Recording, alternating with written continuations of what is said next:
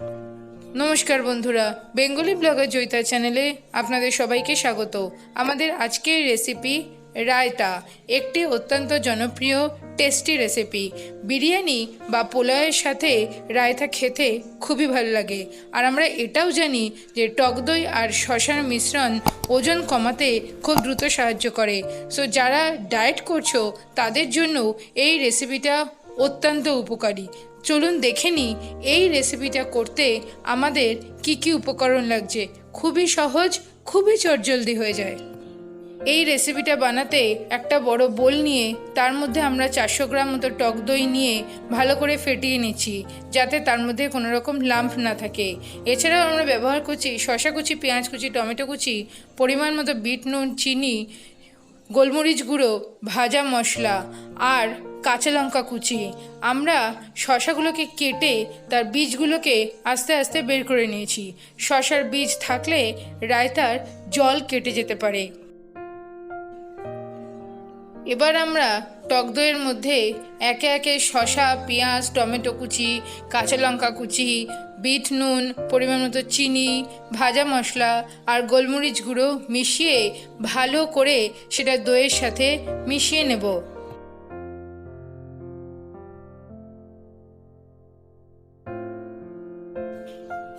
কাঁচা লঙ্কা কুচি আপনারা আপনাদের স্বাদ মতো কম বেশি করতে পারেন।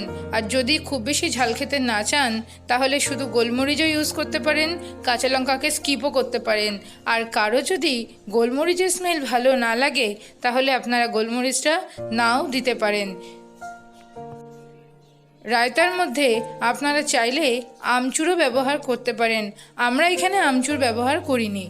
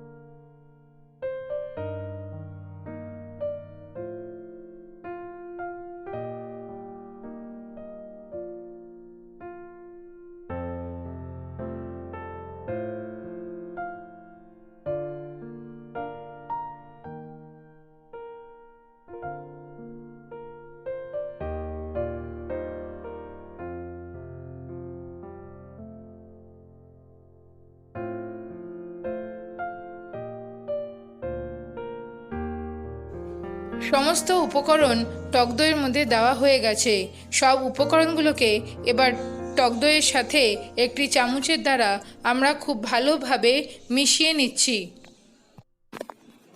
এই রেসিপিটাতে আমরা যে ভাজা মশলা ব্যবহার করছি সেই ভাজা মশলার প্রসেসটা আমরা একবার জেনে নিই।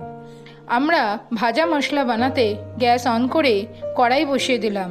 এবার শুকনো কড়াইয়ের মধ্যে আমরা একটা তেজপাতা, একটা শুকনো লঙ্কা, গোটা গরম মশলা, দুটো ছোটো এলাচ, দারচিনি, লবঙ্গ, গোটা জিরে, মৌরি আর ধনে কিছুটা ভেজে নিয়ে সেটা আমরা মিক্সার গ্রাইন্ডারে গুঁড়ো করে নিচ্ছি। তাহলেই আমাদের রেডি হয়ে যাবে ভাজা মশলা। আর সেই ভাজা মশলাটাই আমরা এই রায়তার মধ্যে আমরা ব্যবহার করেছি।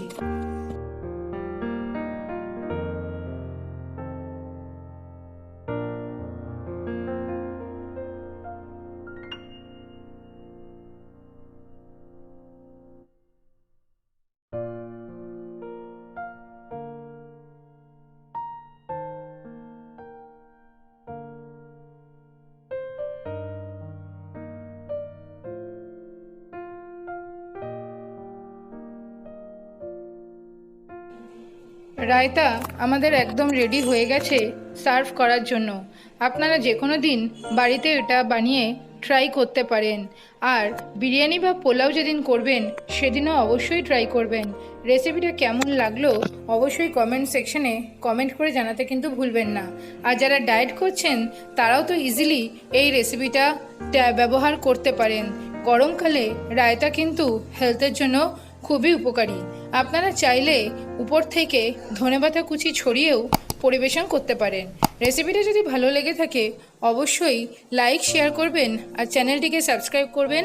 পাশে থাকা বেল বাটনটি প্রেস করে দেবেন যাতে পরবর্তী কোনো ভিডিওর নোটিফিকেশান সবার আগে আপনাদের কাছেই পৌঁছে যায়।